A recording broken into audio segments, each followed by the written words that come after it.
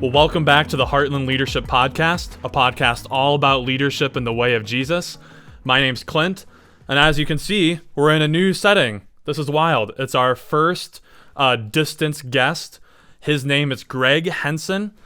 He currently serves as the president of Sioux Seminary, and I had the chance to have a conversation with Greg a few weeks ago. We talked all about education and the Kairos Program that Sioux Falls is spearheading. And I think you'll really enjoy what he has to say about education, just broadly considered, and how we train people to become pastors and ministers or just serve in ministry in general. So, Greg, welcome to the podcast. Well, I'd love for you to share with our audience. We like to focus on stories up front. So, what's your story? What experiences led you to be passionate about theological education, and how do you find yourself in the role of Mr. President of a seminary? Don't ever call me that. Really, I always say that I ended up here. It's kind of God's fault, because if you would have asked high school or even college, Greg, if this was the plan, it was not on it. But I grew up in the church all my life. Mom's a pastor. Grew up as a pastor's kid, and honestly, I loved the church. I loved being part of the church. But I was that kid who knew everything there was to know about the Bible. Right? I would make bets with my vacation Bible school teachers that I could say the books of the Bible in under 20 seconds in order to get a milkshake because they didn't think I could do it. Like, I was that kid. But I was in a really horrific car accident when I was in 7th grade, and the doctors gave me about a 10% chance to live, and it was a miracle that I walked through it. And about 4 weeks after the car accident, I happened to be in a conversation with a woman, I still get emotional about this, who saw the car accident, right? She saw it happen, and she just happened to be a member of my mom's home church, the church my mom grew up in when she was a kid. And she had no idea who was in the car accident, but she started praying for that person immediately, and people, because there were a few people in our car, and started the church's prayer chain immediately. So by the time I got to the hospital, I had hundreds of people, this was a pretty large church, praying for me. And again, they had no idea who it was they were praying for. It just turns out that it was somebody connected to their church.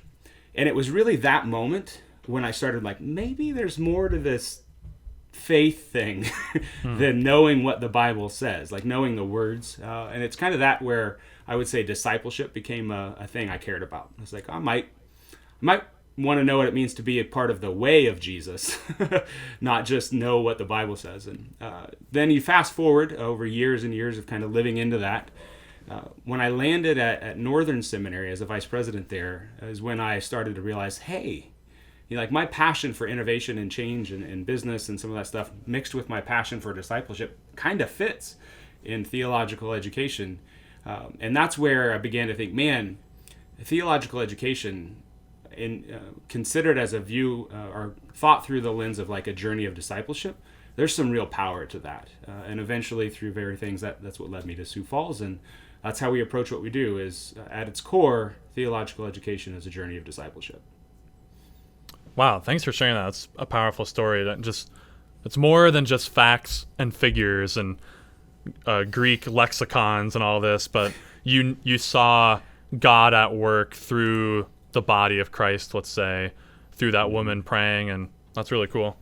So now in the role you find yourself, what is the ultimate goal of education? And maybe for a moment, if we can just leave aside like the theological aspect, but just as we're thinking about education generally, what are we really trying to do with that? Is it mastery of content or formation of moral character or fiber? Is it completing various tasks that other experts agree you need to do to gain competency? Like, it just feels like there's these sometimes competing principles at play in education.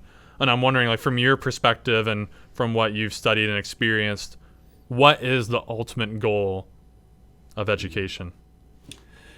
Yeah, happy to touch on that. I will confess it's a little hard for me to separate theology from this conversation. Okay. Because as a follower of Jesus, like That's just part of it all the time. But I think education kind of fully orbed is all of those things. It's content, it's character, it's craft, it's how all of those things come together. And then I would suggest, and I'm not the first to make this suggestion, but that those three things together are actually what knowledge is. So kind of post-enlightenment, kind of modernity, unfortunately kind of taught us that education was about taking the ideas in my head and putting them in somebody else's head. And if I can get you to think the right things, then I've educated you.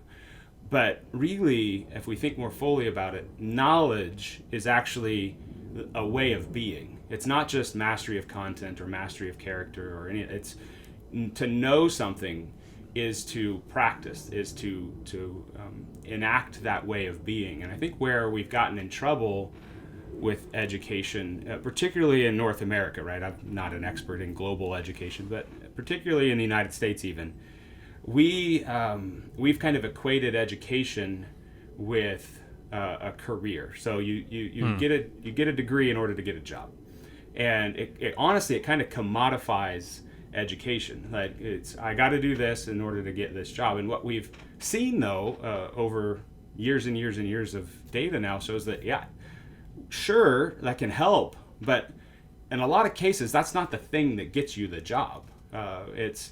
But once we made it so focused on getting a job, I think we've lost a little bit of that broader perspective of what education is, which is really it's a journey of development that ends with someone flourishing in their vocation, whatever that might be. And sure, is there a need? Like if somebody is a welder, I want them to know how to weld. I don't want my kids using a playground with somebody who has no idea how to weld, but they got a welding degree, right? We do need that mastery of craft, but if they only know how to weld and they didn't do that in the context of learning how to be, I think we end up with societal problems too. Like it's just narrowing education to the function of a task is problematic, and I think that's true for theological education, for MBA education, for undergraduate education. It's we got to think a little more deeply about developing humans, not just teaching things.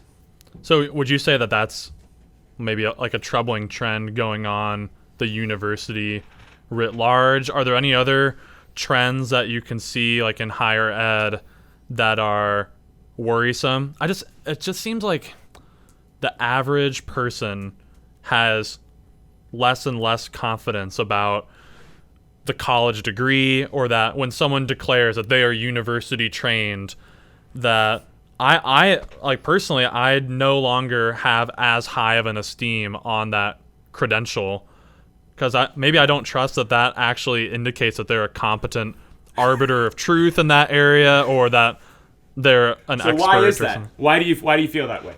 Expand on that. Like what is it that's made you? I think you're right. I think society in general does think that, but why? Why do you think that's the case? Oh man. Well, part of it's from my personal experience as a professor, and I had some really great students and some that were, just trying to get through, weren't super engaged and passionate about it. That's part of my job as a teacher to, I think, instill that. But also just seeing, like, I was in, and I still am, ABD, all but dissertation, so I'm still in the thick of it, but was in the university system for nearly a decade. And I did notice that firsthand. There were some professors that used that model of, I have this set of truths, and literally the tests and my whole teaching model will be for you to regurgitate that at some point, the things I believe. So it just never felt like it really stuck. Yeah, it creates a system focused on passing the class, not learning, right? If the education system is around, I accumulate credit hours, or I accumulate even competencies, if you want to think about it in some of the new ways that people, it's still an accumulation of tasks. If I can accumulate those, then I get the degree. Well, that's not learning. That's just accumulating things. And so, like, I'm a poster child of the kind of person that I can pass any class you put me in, right? I mean, that's obviously an overgeneralized statement. I'm not going to pass a rocket science class, but it's not focused. I think the trend is that learning, and I don't think it was intentional. It's not like we faculty are sitting in a room and say, you know what we should do? We should make an education about just passing classes. Nobody did that on purpose. But when you combine societal pressure plus getting jobs plus all these things that were happening, you end up with really, like I said earlier, a commodified system where I have to pass this in order to do these things. And that's why you see large companies, successful companies, just don't require undergraduate degrees or master's degrees in order to work there anymore, right? There are all kinds of stories that say, it's not the degree that matters, it's what kind of person you are. And do you have the requisite skills to do the certain things? And culture fit matters more than skills and all that kind of stuff. And there are all kinds of companies. There are companies who are creating their own educational institutes because they don't trust degrees. And I think the trend is we let, on accident, again, we didn't do this on purpose, but we ended up letting credit hours define everything. They define budgets. They define what a course looks like. They define faculty workloads. They define how schools get money. I mean, they are the coin of the realm, if you will. But credit hours are arbitrary definitions of time and arbitrary definitions of learning. So that creates some pretty interesting conundrums.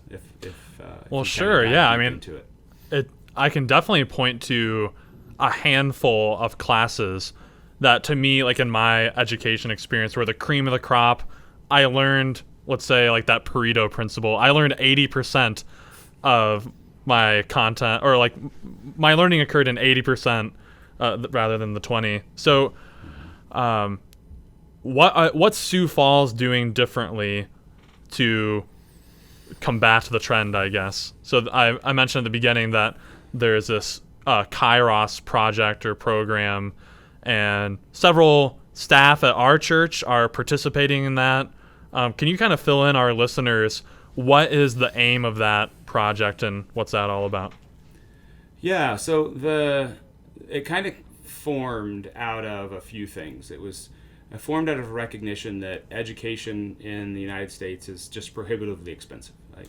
And that was true for seminaries. It was true for universities. It was not uncommon for people to graduate from Sioux Falls Seminary with $100,000 in educational debt, which is not okay, right? And that story is true at so many seminaries in the United States and Canada, and particularly you're not likely to pay that back right away with a minister's salary. Well, and even, most salaries. A lot of people will say you're not probably going to pay that. Like most salaries, starting with a mortgage payment, it's not a good way to start life, right? But that reality of prohibitively expensive, or the fact that it was pretty inaccessible, you had to live in certain places to have access to good theological education, and then you pointed out the somewhat perceived irrelevance of it. To say, really, a Master of Divinity is not really a good indicator of whether or not someone's going to flourish in a vocation as a congregational leader or something like that. So we took those three and said, how do we make it affordable? How do we make it accessible? How do we make it relevant to the work that students are actually doing? But do all of that while remaining faithful to the unshakable truth of God's Word and the foundational principle that it should be a transformational journey. If you go through a journey of theological education, you should be different on the other end, which makes sense if you tie it back to discipleship, right? Discipleship is about becoming a follower of Jesus, which means you're going to be a different person. None of us are born as followers of Jesus. So that's a tall order. How'd you do that? Right. Well, so what we ended up doing is we ended up asking a lot of why questions, like why do we use credit hours? Why do we use semesters? Why do we have a registration system that looks like? Why do we charge this much? And landed at, well, let's measure progress in the degree by demonstrated capacity or learning. So it was switching towards an outcome focus. So we're going to focus more on the what students demonstrate in their learning as far as integrated outcomes, or we call them statements of Christian maturity. And let's focus on that a whole lot more than we focus on the pathway to get there, because then that allows students to say, well, I read really fast, and so I'm going to learn this topic in this way. And another student like me says, I learn through conversations. So I'm going to let those people read, and then I'm going to talk with them. That's how I'm going to learn. And so when you start worrying about outcomes, you realize, oh, the credit hour doesn't have to be the coin of the realm. And if that's true, then you should be able to lower the cost. And so we now charge, it's like a subscription fee. It's $300 a month if you're in the United States. It's less if you're in other parts of the world.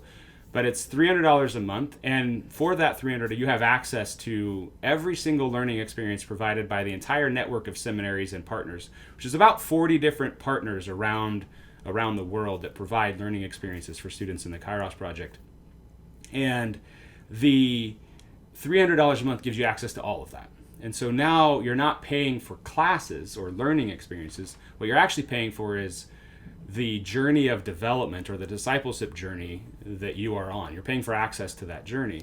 And in that journey, you have a mentor team. So you have a faculty mentor, somebody who's connected with the seminary.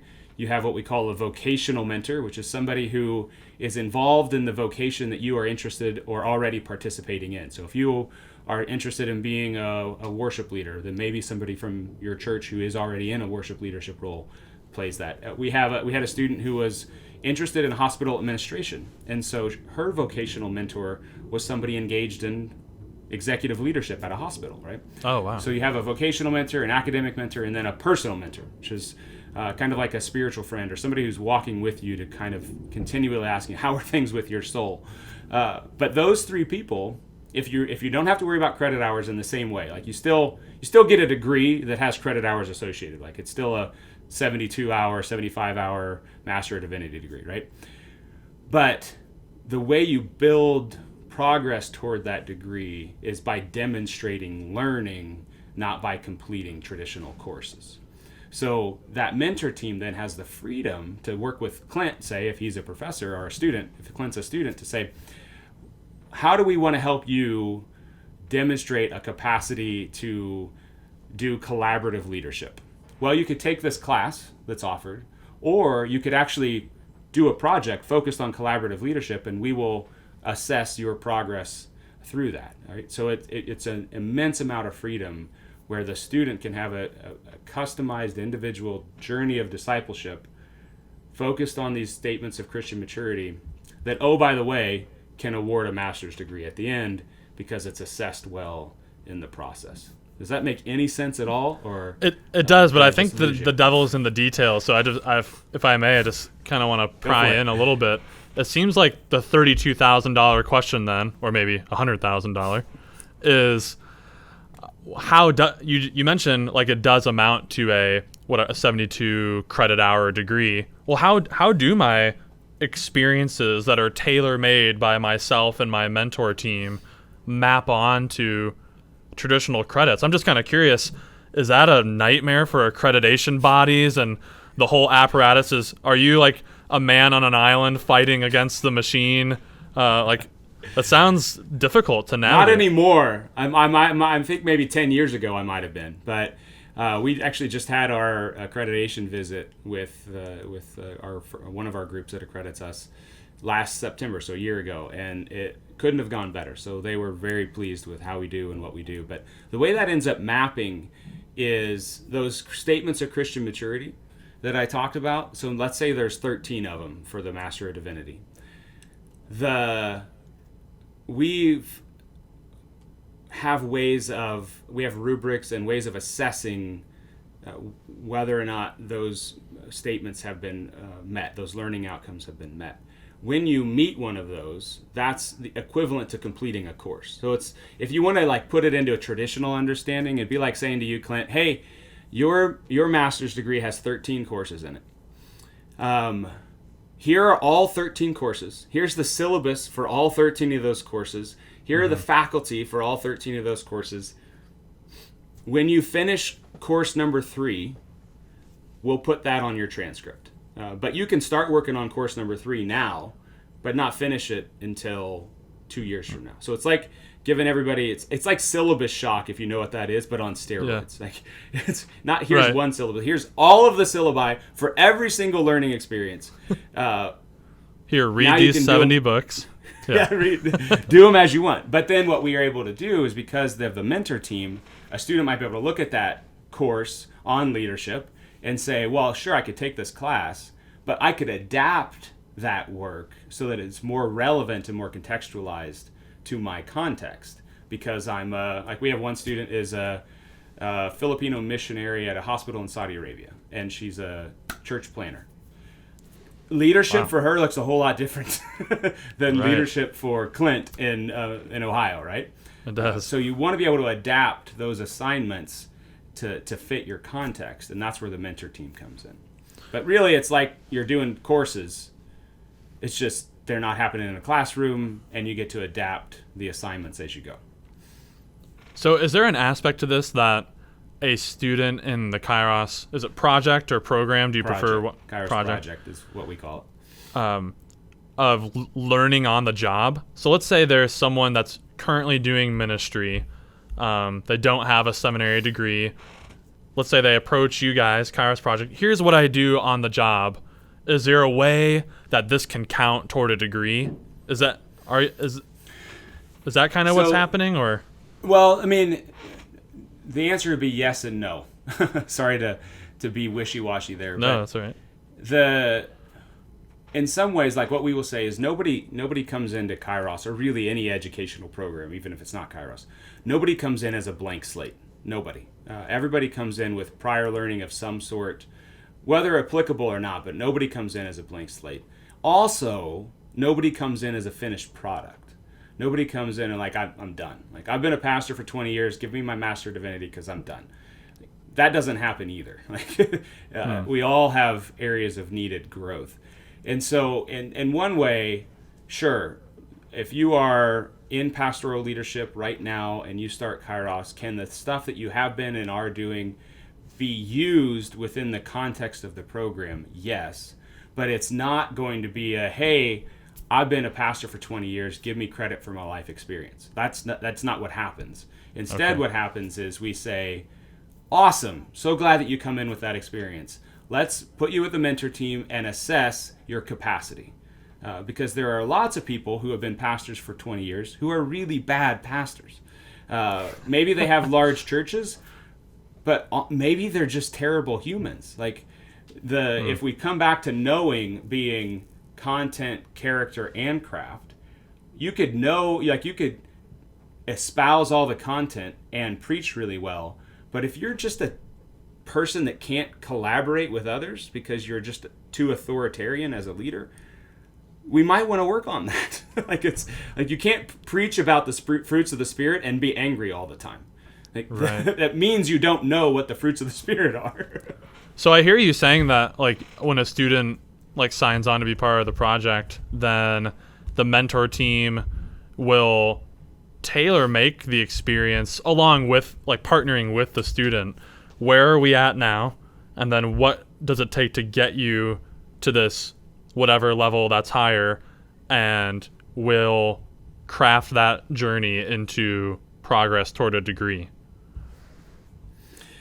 Yeah, so we use a thing called a development process. It's a 7-step process that's outlined for every single program outcome that's out there. And it goes through that very thing. It says, let's start by defining what mastery means. So what does mastery of Christian spirituality mean in terms of content, character, and craft? And the student has a role in that. The mentor team has a role in that. The seminary, the curriculum obviously has a role in that. Like if you come in and say, well, Christian spirituality means I'm really good at making espressos. Well, no, that's not how it works. Right, because it seems like I think one worry that someone listening might think is, don't we want everyone and anyone that has let's say a MA in philosophy, you should know who Socrates is and Plato. Yeah. Or if you're getting an MDiv, God, you should know Martin Luther. Name your exegesis. Yeah. Right. Doesn't there seem like there is a body of knowledge that's being stewarded and passed down over the centuries, that anyone with this degree, you can be confident that they are familiar at least with that content. Is that built in through the faculty mentor, or is it a little more has a little more latitude? So we have what we call standard paths for all of those outcomes, right? So outcome on the Christian spirituality, there's what we call a standard path that has reading, books, content, practices, all of that stuff that if you don't know where to start here, right? But then there is freedom within the mentor team to adapt that. And here's why. Because when we say there's a body of knowledge, that's true, there is, but it's more about the frameworks and the cognitive frameworks and the vocabulary and the broader aspects of a discipline. Not always is the body of knowledge the exact same for every context. So if you are a Lutheran pastor, your body of knowledge is different than if you are a Filipino pastor in Saudi Arabia. You have to, or should there be a general construct that if I say the Reformation, you might want to know vocabulary. What is the Reformation? But we had a student who, she's a missionary. She and her husband both are missionaries in Romania. When she started to do the outcome that's focused on church history, her mentor team and she realized, I really need to focus on Romanian Baptist church history because that's my context. But that means her body of knowledge, sure, comes from the general strain of church history, but there's going to be a path where she's like, I'm not going to spend as much time on certain aspects because I need to spend a lot of time on the way Western, Eastern church history impacted Romanian Baptist church history. And so, yes, we need to have common understandings of what content mastery looks like, but also have room to recognize that definition of a body of knowledge is a superimposed context that was decided upon by a certain group of people. So there's a certain, especially in the United States, there's a certain understanding of church history means X, but X was defined usually by a group of white guys in the mid 1800s. You gotta be able to say, there's a whole series of blog posts on the seminary's website right now that explain this a whole lot better than I'm doing, but we have to recognize that our definitions of mastery are in and of themselves contextualized. So we say, well, mastering church history means you know this, this, and this. I'm like, but you've gotten to define that based on your context. You got to go back one step to say, who is it that's superimposing that definition of mastery? Because someone somewhere is doing that. That makes a lot of sense. Yeah, I'm even imagining not even just missionaries that are going to what's to them a foreign land or something, but indigenous people, like someone that was in, what's the church history of China? That was not part of my seminary education in church history. There certainly is a history of the church in China, though, that someone would be interested in knowing about and could be helpful in their context. This is kind of the Joshua narrative sounds a whole lot different if you are a certain people group than if you are another people group. There's some people groups where the Joshua narrative is that's kind of what happened to me. There's that body of knowledge is all I'm getting at is context matters. Maybe that's the easiest way to say it. Yes, we need to understand mastery. Yes, we need to understand frameworks and content, and we need to have some understanding of what that means. But the specificity of that becomes very contextualized very quickly. Yeah. I think this is a related worry, but it's slightly different. So there's, if it becomes too contextualized, like the critic might say, then is the student really getting the diverse range of different views out there? Like, if it's all everything's Romania for that missionary, and they missed out on, there are cool nuggets of truth and different aspects that you could hone your craft and character that come from a multitude of traditions. How do you build that ecumenical kind of idea into the learning process? Yeah, we find it better to just make everybody angry with each other so they never learn about each other's stuff. Sarcasm. Sorry. No, that's a phenomenal question. And a fair question, and I tell you, maybe the best way to answer it is what we've learned. So I think what we've done over the years with the kind of the approach to education, like millennia years, we really focused on one-on-one apprenticeship-oriented education, and then realized that can't scale. And so then we create universities, and then we're like, well, we can't scale that without lectures, and we create that, and we just, it's always like, how do we work with more people, which is a great problem to have. And then when we start working with more people, we start to realize, well, we need this broad exposure. But that's when we started losing, yeah, we'll have this broad exposure, but I don't know how to read a budget. So I'm a pastor of a church. I was exposed to lots of different ways of thinking about leadership, but I'm incapable of leading a budget. Like there's some of that contextual practice that was maybe not part of it.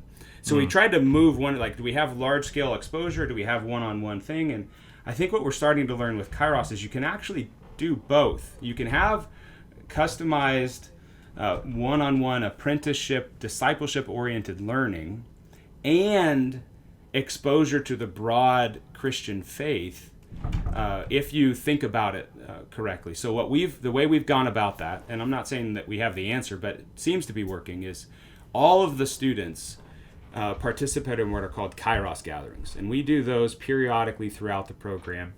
And those gatherings include students from all over the world. So we had one in August, and we had people from Jamaica and people from Brazil and people from Canada, the United States, from several different faith traditions, all coming and participating in this gathering. And then they are divided at the gathering into small groups of 6 people, and they work on case studies throughout that group. And what you end up happening is this missionary who's from Canada is now going to be working in Romania and was in Romania while she was a student, interacting, and she's Baptist, interacting with a Reformed pastor from the Pacific Northwest who's interacting with a pastor who's a non-denominational community activist leader in Jamaica.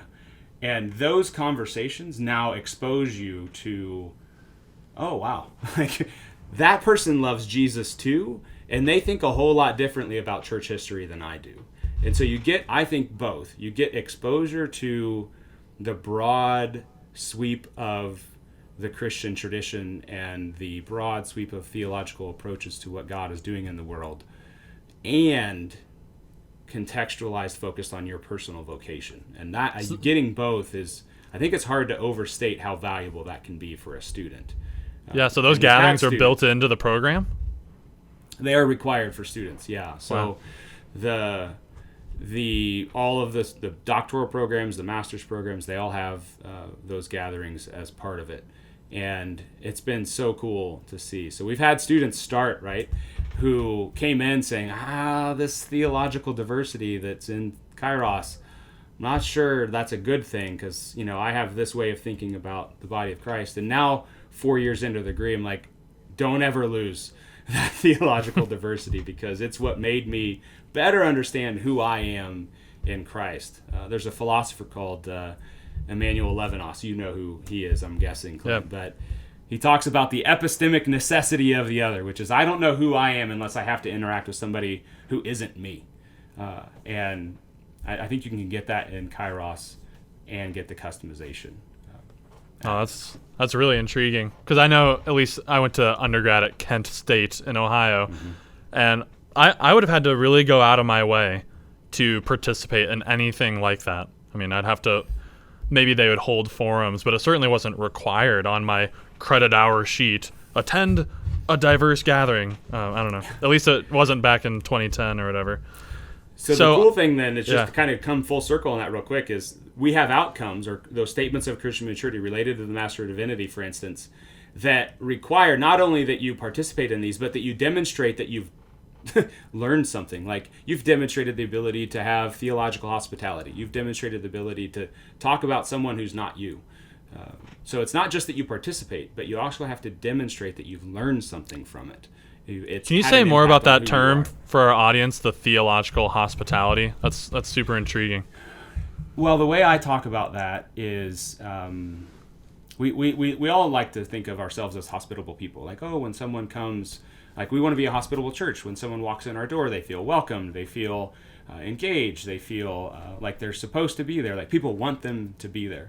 And what we're trying to do is to take that concept and then apply it to theological discussion, to say, I not only want to like have a debate with a person who thinks differently than I do about theology, but I actually want to be hospitable in that conversation. So it's recognizing that our posture in theological conversations matters as much as our position. It's not that we're wishy-washy on our position. We have to have conviction. I'm not actually asking people to change their convictions. I'm saying that Jesus didn't change his convictions, but he was also like a good guy to talk to. Like, if you think of the woman at the well, he didn't like beat her over the head with stuff. He's Right. slowly engaging into the conversation. It's taking that posture of hospitality and bringing it into our conversations about theology, which is good for the church if we hold our conviction, but also have humility in our conversations is really good. Yeah. So we have some like staff members or pastors of local churches that listen to this, but also I would say the majority are volunteers, congregants, and they're hearing about some of this stuff. Is there a path for that? Like, let's say they've always wanted to go deeper, as it's the cliche, or know more about the Bible and about church history and all this stuff. Is there a path for, like, I don't know if I love the word, but a lay person to engage with the Kairos project? That's the majority of the students in the Kairos project, actually. Okay. People who, the way I say it is, if you love Jesus and want to know more about what it means to follow Jesus in your daily life, then Kairos is for you. That's a big net. Yeah. It is a huge net, but that's because, and this is an opinion, and people do and are welcome to disagree with me on it. But I would suggest that discipleship. So a degree from a seminary, a master's degree from a seminary, and we do bachelor's degrees and doctoral degrees too. But the only thing that differentiates a master's degree from a seminary and discipleship within a church is the depth and the level of engagement that you're having. So discipleship experiences or journeys of discipleship that are stewarded by people who have walked the path before and people who have studied the riches of the church. It just so happens that if you assess that and do it within a particular contract, you can do it with a degree too. But the goal should never be the degree. Like, I even tell everybody, even if you are, like, I want to be ordained and I want to be a pastor in the Baptist Church in the United States, and I want to be ordained.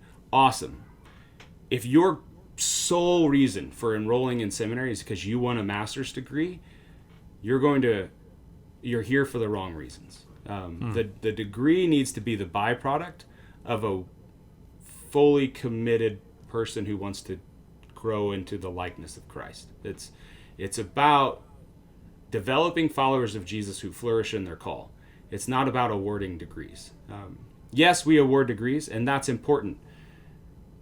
But if that's the goal, I think as seminaries, we're missing the point if the only goal is to award degrees. Because it turns out it's actually pretty easy to award someone a degree. It's a lot harder to develop followers of Jesus. Yeah. So, yeah. I'm an example of that. We have a whole lot of people we have fighter pilots, real estate agents, lawyers, Oh, get out of town. Wow. who are saying, we had one guy who came in and said, I think I want to start seminary because I think I eventually want to be a pastor. And about 2 years in realized, you know what? This is making me a better surgeon. How about I stay being a surgeon and participate in the church? Because I'm a better surgeon because of this. And that's the goal, right? The goal is not just to develop pastors. The goal is to develop followers of Jesus who flourish in their vocation. So yeah, the path is reach out to us, and we would help you discern what God might be calling you into. That's also one of the reasons we price it at $300 a month, right? That's pretty accessible. It's meant to be accessible for everybody. That's about all my subscriptions for Netflix, Amazon, Hulu. Yeah, no. That's right. So kind of as we wind down, I'm just kind of curious your thoughts on, like, we're recording this toward the end of September, so just in case something wild happens before this gets released. we're, in the thick of COVID season. Have you noticed anything, just trends in education? Will technology change the trajectory of higher ed? Do you see the secular universities or other seminaries getting on board with this style of learning? Because this sounds really exciting. I'd like to see it elsewhere. Do you see any trends like that?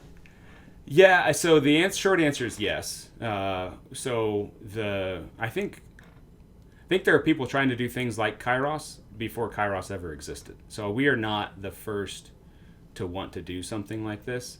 We're that maybe, but there's a school in Canada that has been doing this for probably longer than we've been doing it. So I think there are more and more schools that are trying to figure out how do we do this well. How do we develop people? As far as technology, maybe the best thing, I think technology, and I think the COVID era, or whatever we want to call it, is having one positive impact it's having is I've heard a number of presidents, faculty, deans, particularly at seminaries, who have said, this is working better than we thought it was going to. There are things they're learning, we can do things via technology that actually make learning better, not just sacrificing. So there are things that are better if you can be all in a room together.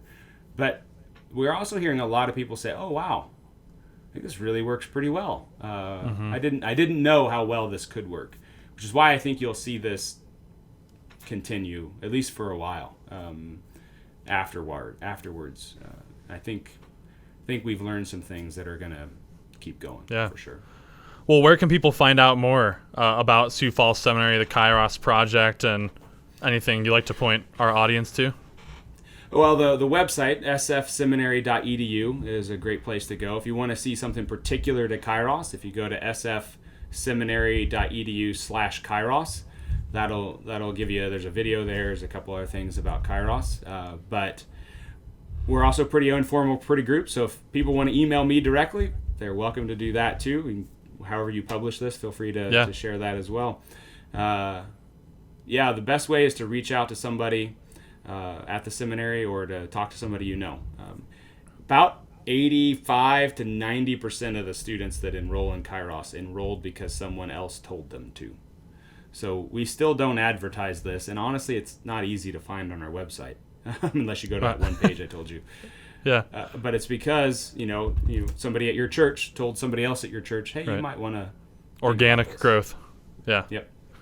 Very good. Well, we'll include that in the show notes. Thanks, Greg, so much for sharing your wisdom about this, and we wish you all the best in the Kairos Project. Really looking forward to seeing where that goes in future years. Yeah. Thank you for the invitation. It's a fun conversation. Absolutely. And thank you for listening to another episode of the Heartland Leadership Podcast. The best way to support us is to share on your social media or on your favorite podcast provider. Leave a rating, a review. That goes a long way to helping others hear this valuable content. We'll see you next time. Take care.